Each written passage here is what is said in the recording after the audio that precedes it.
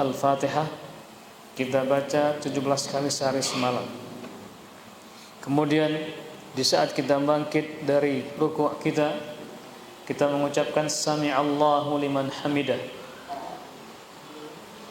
Maha mendengar Allah bagi orang-orang yang senantiasa memujinya.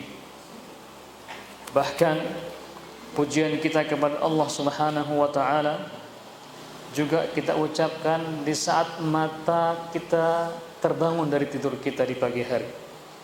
Di saat kita membuka mata kita, apa doanya? Alhamdulillahilladzi ahyana ba'dama amatana wa ilaihin nusyur. Segala puji bagi Allah yang telah menghidupkan kita dari kematian kita, dan hanya kepada Allah kita akan kembali. Maka lisan seorang muslim yang beriman kepada Allah Subhanahu wa taala senantiasa memuji dan memuji Allah Subhanahu wa taala. Salawat dan salam semoga senantiasa tercurahkan kepada Nabi kita Muhammad sallallahu alaihi wasallam beserta keluarganya, sahabat-sahabatnya, serta orang-orang yang senantiasa menjalankan tuntunannya. Ikhwani wa tullabi wa ahbabi rahimakumullah jami'an. Di saat kita buka Facebook, saya yakin semuanya punya Facebook. Enggak apa-apa, yang penting digunakan untuk berdakwah kepada Allah Subhanahu wa taala. Kan Ana juga punya Facebook, para ustaz juga punya Facebook. Tujuannya apa? Untuk berdakwah kepada Allah Subhanahu wa taala. Sebelum kita nulis status, di sana ada tulisan yang samar-samar. Warnanya abu-abu. Apa tulisannya? Apa tulisannya? Sebelum kita tulis status sebelum itu. Sebelum kita posting, apa yang Anda pikirkan? Apa yang kamu pikirkan? Itulah tema kita pada malam hari ini. Apa yang Anda pikirkan? Apa penting tema kita seperti itu? Nanti antum akan tahu jawabannya. Betapa pentingnya itu. Ketika antum bangun tidur, membuka mata antum, dari bangun tidur antum, kira-kira apa yang antum pikirkan? Ada orang yang mencari kacamatanya, ada yang mencari makanan, ada yang cari minuman, ada yang cari pakaiannya, ada yang banyak mencari. Namun orang yang beriman kepada Allah Subhanahu wa taala, dia akan mengucapkan apa? Alhamdulillahilladzi ahyana ba'da ma amatana wa ilaihin nusyur. Bahkan ada orang yang mungkin saking kebeletnya dia kamar mandi tanpa doa, tanpa apa. Ini erat kaitannya dengan apa yang kita pikirkan. Makanya pembuat Facebook itu ingin mengarahkan pikiran Anda kemana Anda berpikir. Dan ingatlah, pikiran itu bagian dari strategi musuh-musuh Islam. Mereka ingin merusak pikiran kita. Bagaimana asal muasalnya? Asal muasalnya dahulu, jauh sebelum Nabi kita Muhammad sallallahu alaihi wasallam diutus, bahkan jauh sebelum Nabi Muhammad dilahirkan di muka bumi ini, orang-orang Yahudi telah membaca kitab Tauratnya, dan orang-orang Nasara telah membaca kitab Injilnya. Dan di dalam kitab tersebut terdapat kabar gembira bahwasannya nanti akan lahir seorang nabi akhir zaman, nabi penutup dari nabi-nabi yang ada. Dan mereka membaca kitab itu. Ya'rifunahu kama ya'rifuna abna'ahum. Jadi orang-orang Alkitab ini, orang-orang Yahudi, dan juga orang-orang Nasara sangat mengenal Nabi kita Muhammad sallallahu alaihi wasallam dengan ciri-cirinya seperti mereka sebagaimana mereka mengenal anak mereka sendiri. Allah menyatakan demikian dalam Al-Qur'an. Ya'rifunahu kama ya'rifuna abna'ahum. Jadi orang-orang Yahudi dan juga orang-orang Nasara sangat mengenal ciri-ciri Nabi sallallahu alaihi wasallam. Nah, orang-orang Yahudi ini berharap bahwasanya Nabi yang terakhir datang dari keturunan mereka. Datang dari keturunan Bani Israel. Jadi orang-orang Yahudi, Nabi Musa, Nabi Isa itu satu keturunan, semuanya dari Bani Israel. Keturunan dari Nabi Ya'qub alaihissalam. Ya'qub itu nama lainnya Israel. Itu bahasa orang Yahudi. Israel itu artinya Abdullah. Nah, Bani keturunan. Israel itu keturunan Ya'qub. Nabi, kalau kita kembali menarik ulur misalnya, Nabi Ibrahim punya dua anak. Yang pertama siapa? Ishak. Yang kedua Ismail. Ishak punya anak namanya Ya'qub.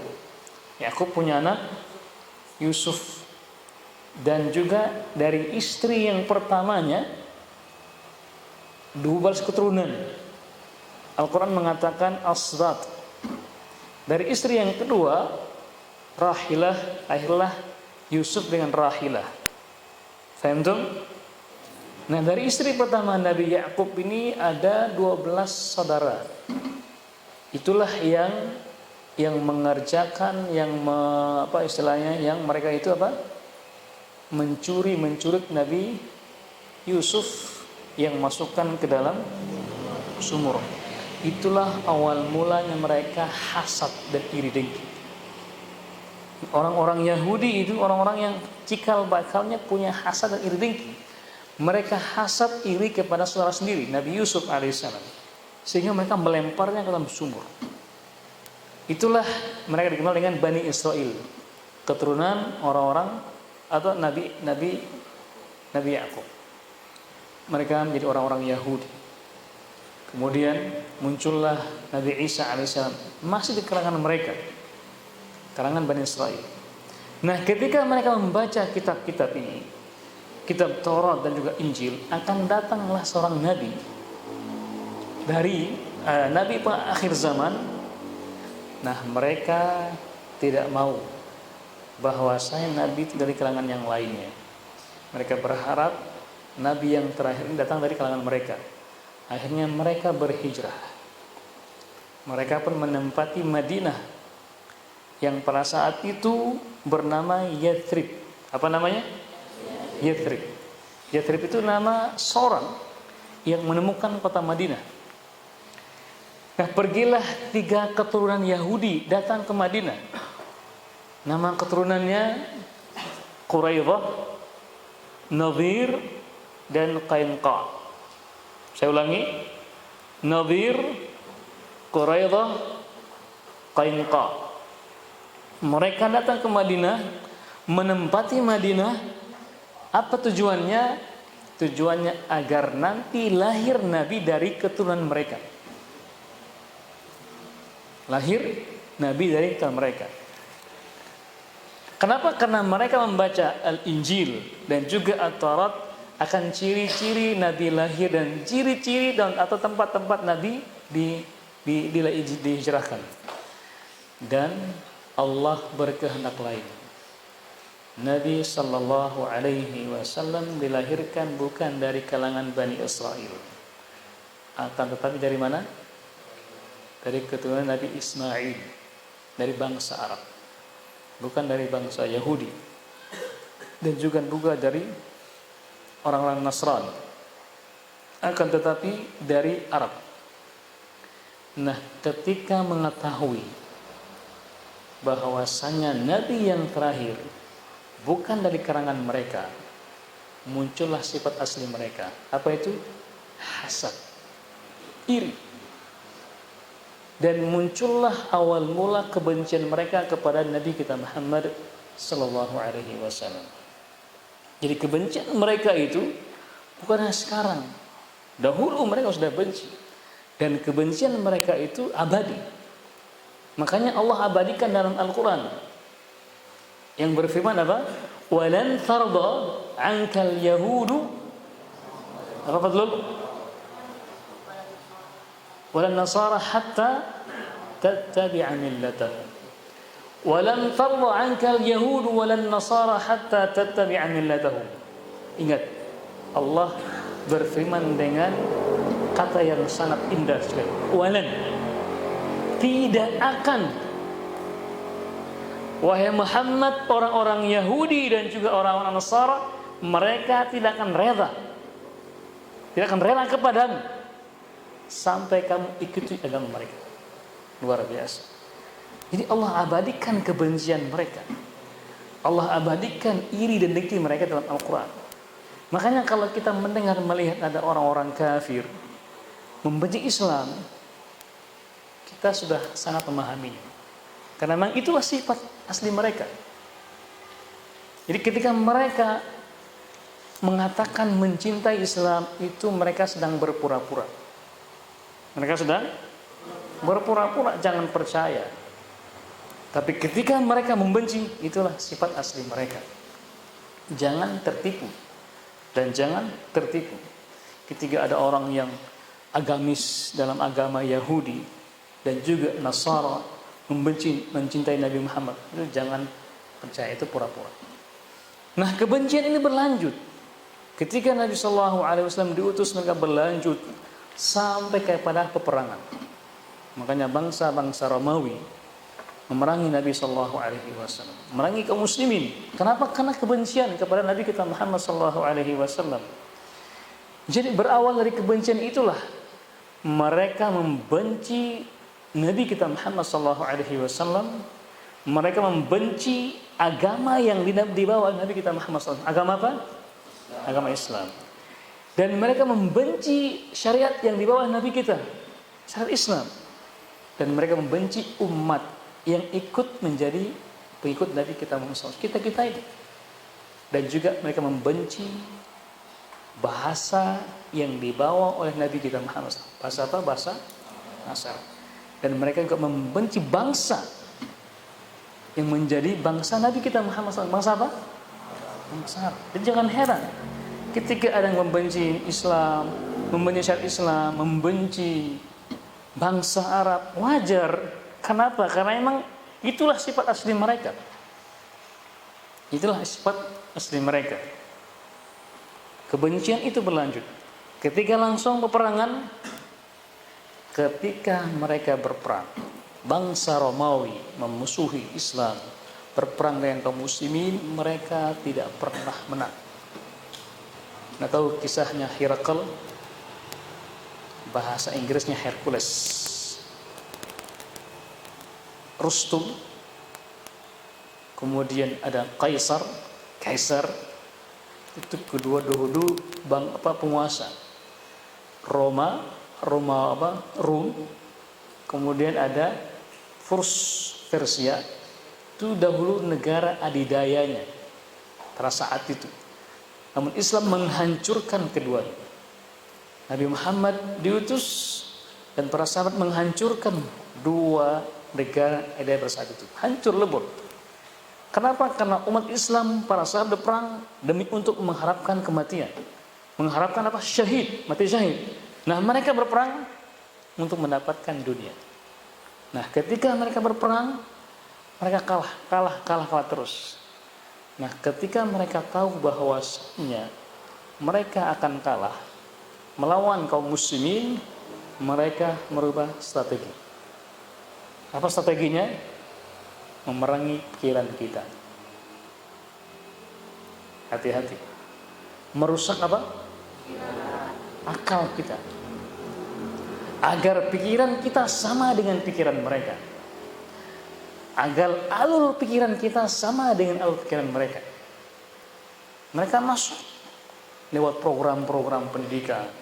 Mereka masuk lewat produk-produk yang disebarkan kepada kaum muslimin, masuk ke dalam buku-buku, masuk kepada film-film, masuk kepada semuanya, masuk ke smartphone yang Anda punya itu, ke HP-HP kita. masuk lewat situ. Dan kita tidak sadar bahwasanya kita sedang diperang atau diserang oleh serangan mereka. Pikiran kita dirusak. Mereka sudah dengan lantangnya dan berhasil memasuki semboyan hidup kita, dan kita tidak sadar bahwasanya itu bagian dari program mereka. Bukankah kita sering mengatakan, orang mengatakan the time is money? Ya enggak? Apa artinya itu? Waktu adalah uang. Itu program mereka. Dan kita telah mentah-mentah program itu. Dan dengan tanam filternya, apa terjadi? Semua kaum muslimin siang malamnya mencari uang. Apapun untuk uang. Uang. Kenapa? Karena semboyannya masuk ke dalam otak kita ini. Mereka mengatakan the time is ibadah. Padahal semboyannya kaum muslimin apa? Allah berfirman apa? Wa ma khalaqtul jinna wal insa illa liya'budun. Tidaklah aku ciptakan jin dan manusia melainkan untuk beribadah kepadaku. Seharusnya motonya kaum muslimin, semboyannya the time is ibadah. Kan begitu kan? Waktu adalah ibadah kepada Allah Subhanahu wa taala. Namun karena kita sudah diperangi, kita mengatakan the time is money. Semuanya untuk uang. Dan kita tidak sadar. Dalam hal akidah misalnya, mereka punya keyakinan 3 Tuhan, dikenal dengan Trinitas. Tuhan Yesus, Tuhan Roh Kudus, Tuhan Allah kata mereka, bukan Allah, Allah mereka. 3 Tuhan dalam 1. Orang Muslim tidak beriman. Kenapa? Karena kita mentauhidkan Allah Subhanahu wa taala.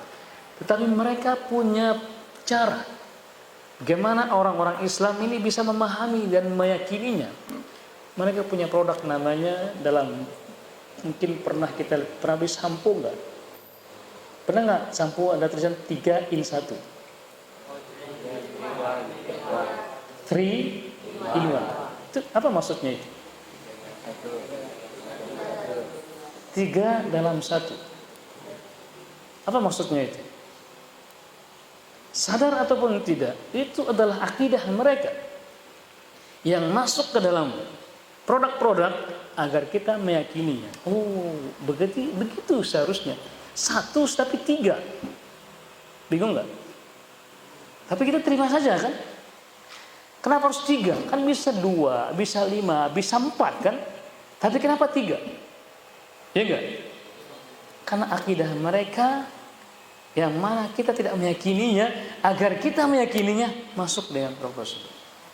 Makanya muncullah produk 3 kaki, cap kaki 3 ya. Iya enggak? Cap 3 roda, semen 3 roda, apalagi merek mobil segitiga apa tuh? Mitsubishi ya. Masuk lewat situ. Apa tujuannya? Agar pikiran kita, agar pikiran mereka sama dengan pikiran kita. Dan kita tidak sadar. Kita tidak sadar.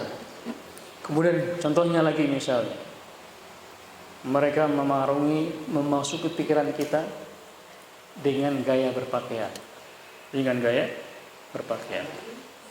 Dari ujung rambut sampai ujung kaki, agar kita sama dengan mereka. Gaya rambut kita misalnya ingin dimirip-miripkan dengan mereka, betul tidak? Ada yang memirangkan rambutnya di apa namanya rambutnya? Di semir. Apa warna semirnya? Merah. Apa lagi? Kelau. Tahu kelau ya? Apa kelau itu? Kenapa? Karena pikiran kita agar sama dengan mereka. Rambutnya dipirang-pirangkan, alisnya disulam, hidungnya matanya pakai soft lens, biar biru kayak mereka. Itu dalam fisik, dalam berpakaian, dalam gaya rambut. Ingin seperti mereka, namanya diganti. Yang namanya Soleh jadi Alex.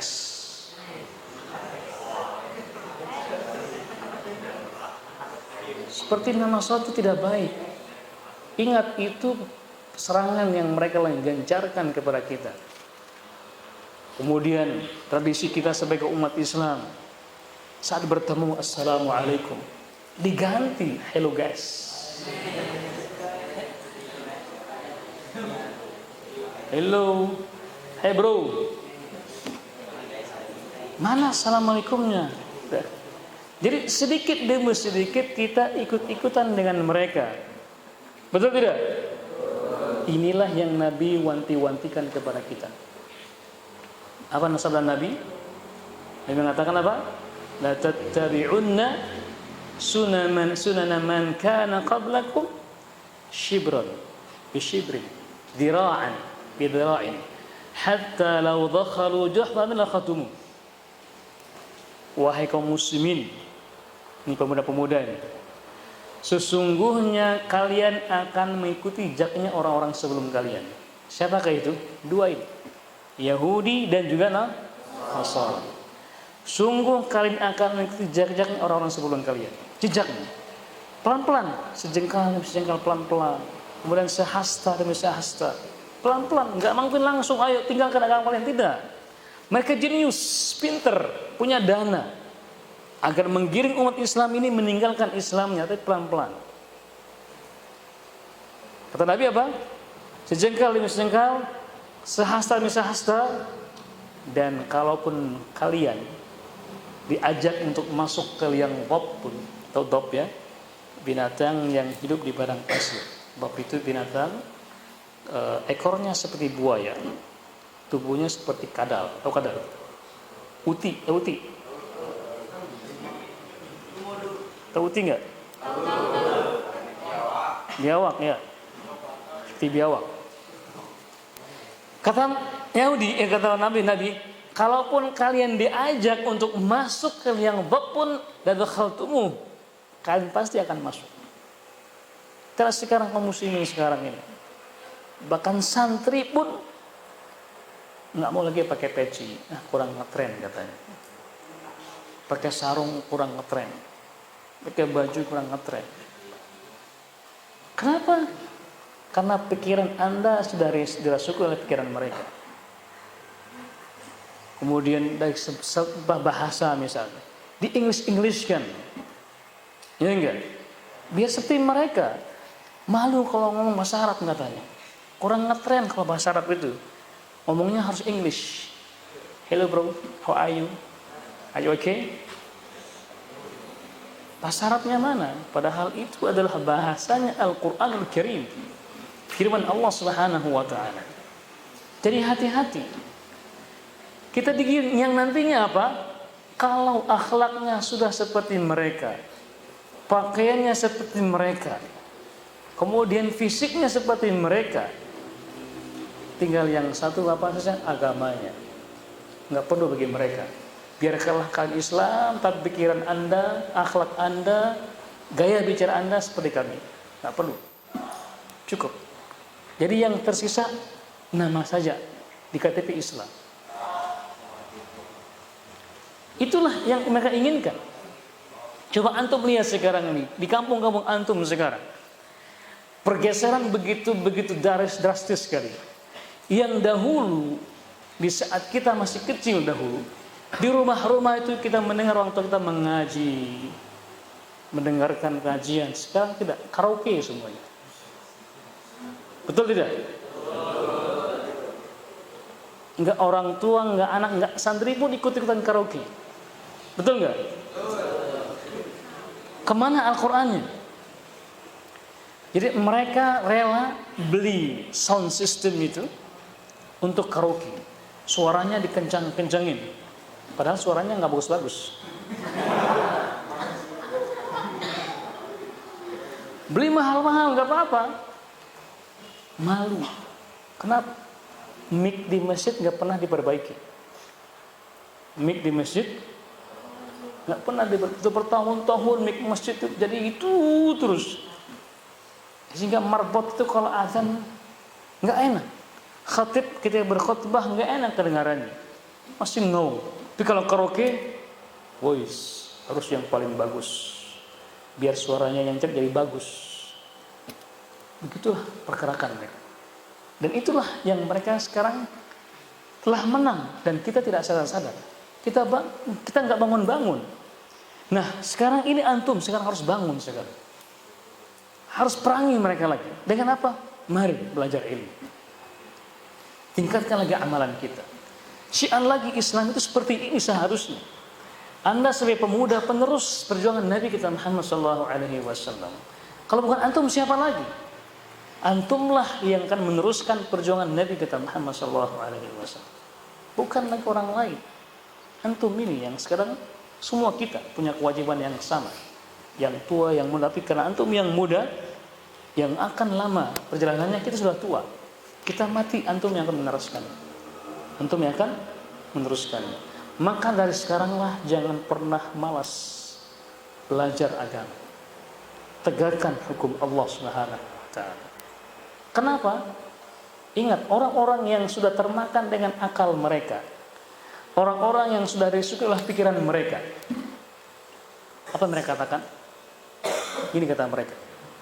Ketika mereka sudah berhasil merusak otaknya kaum muslimin, mereka mengatakan apa? Kedepankan akalmu dalam memahami agama ini. Gunakanlah logikamu dalam mengamalkan agama ini. Coba antum bayangkan kalau akal sudah rusak, kemudian mengamalkan agama, apa yang terjadi? Kacau balau agama ini, apa dunia ini. Betul dia mengatakan kita mengamalkan agama, tapi ketika akalnya dikedepankan yang sudah rusak, rusak pula juga agama ini. Walaupun dia sudah kiai, sebutannya kiai, tapi kalau dia masih mengedepankan logikanya, ingat berarti dia tidak lagi menyebarkan Islam yang sebenarnya. Bayangkan kalau kita mengedepankan akal kita masing-masing, terus apa tujuan Allah menurunkan Nabi kita Muhammad SAW? Allah mengutus Nabi kita Muhammad SAW. Apa tujuannya Nabi menurunkan kitab Al-Quran? Kalau kita ujung-ujungnya mari kita kedepankan akal kita. Terus kalau kita kedepankan akal kita, kita pakai akalnya siapa? Akal saya atau akal antum? Ayo. Akalnya siapa? Kalau kita masing-masing menggunakan akal kita, kita pakai otaknya siapa sekarang ini? Nggak mungkin juga kita bersatu. Si A punya begini, karena masing-masing punya pendapat yang berbeda. Kata para ulama, fi kulli ra'sin ra'yun. Setiap otak itu pasti punya pendapat yang berbeda-beda. Tergantung dari sisi mana atau segi mana dia melihatnya. Maka dalam agama mari kedepankan firman Allah Subhanahu wa taala dan juga apa? Sunnah Nabi kita Muhammad sallallahu alaihi wasallam, dan juga memahaminya pun bukan dengan akal kita masing-masing. Memahaminya ada tahapan-tahapannya.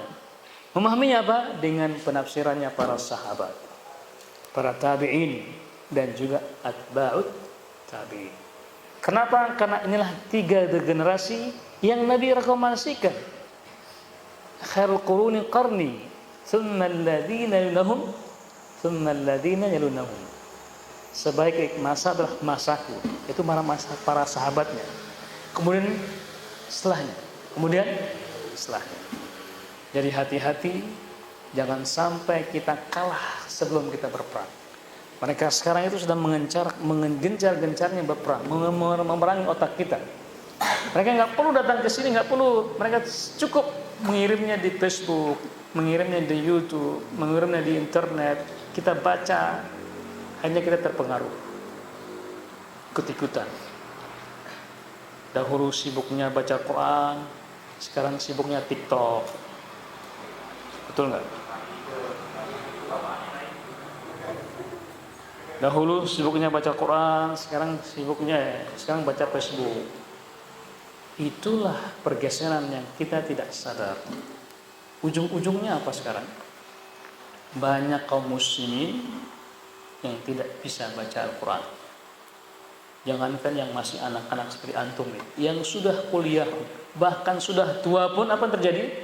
Nggak bisa baca Al-Quran. Jangankan memahaminya, jangankan mengamalkannya, membaca saja mereka tidak bisa. Gimana kita mengamalkan agama Islam ini kalau kita baca pun tidak bisa? Itulah peperangan yang mereka berhasil. Dan kita tidak berdoa agar Indonesia hilang. Tidak. Dulu bangsa Asbania, Andalus, itu Islam. Tapi sekarang sudah tidak ada.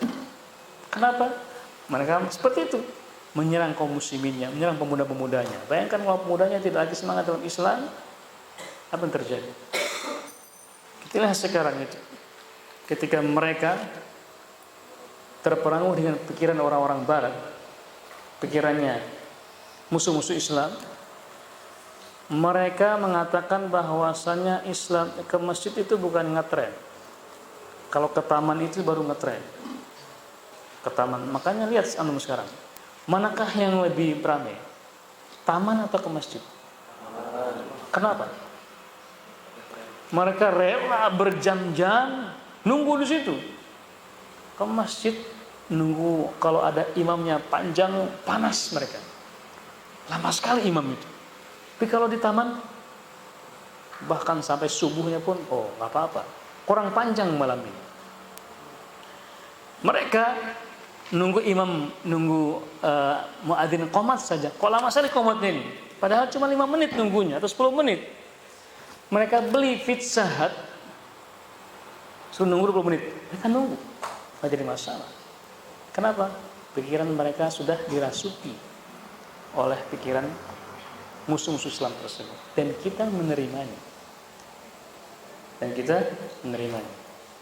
Fahimtum? Fahimta fadlul? Fahimta? Alhamdulillah. Jadi hati-hati. Antum yang sekarang sebagai cahaya-cahaya ini, jadilah cahaya penerang buat kaum muslimin ini. Nantinya mungkin antum akan sadar. Mungkin sekarang saya masih kecil. Tidak, nantinya antum akan sadar bahwasanya apa yang saya katakan ini pasti benar. Pasti benar. Jadi hati-hati. Kalau antum tidak merubah jalan antum atau tidak merubah arah antum ke hal yang baik-baik, maka antum akan menyesal. Antum lihat, dan ini tersimpan di Facebook. Sotuna ya. Sotuna. Abu Bakar. Ya antum akan lihat. Dan antum akan lihat, dan sekarang sudah terlihat. Dan nanti akan lihat, kalau antum tidak merubah diri antum ke jalan yang kita inginkan, yang Nabi inginkan, maka Islam ini pun akan hilang dari Indonesia. Na'udzubillah, tsumma na'udzubillah. Kenapa sudah hilang semuanya? Nama-nama Islam sudah hilang, diganti dengan nama-nama yang katanya ngetren katanya.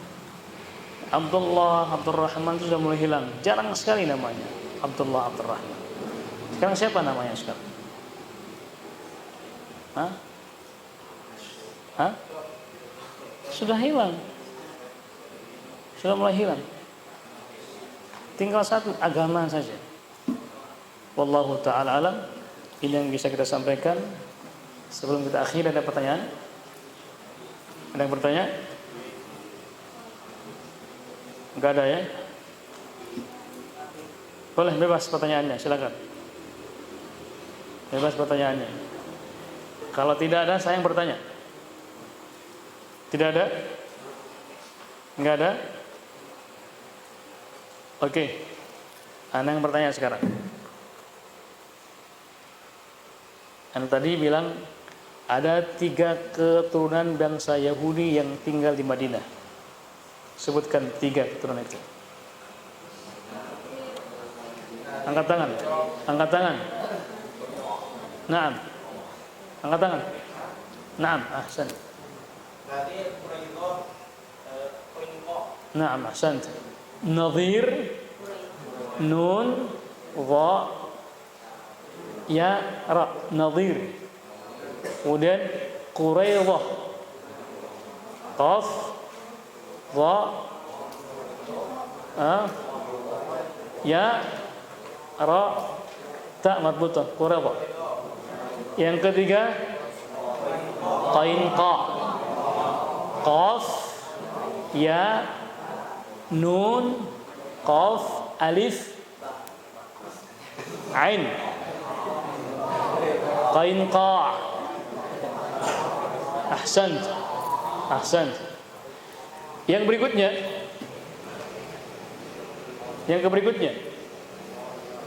Tadi ana bilang bahwasanya Nabi Ibrahim punya 2 anak.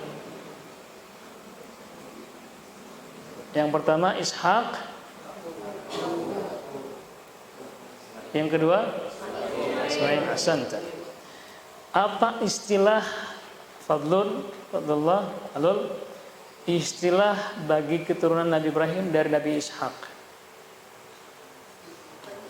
Bani Israel. Istilah Al-Quran apa? Ya? Enggak. Ada istilah yang 12 itu. Namanya apa?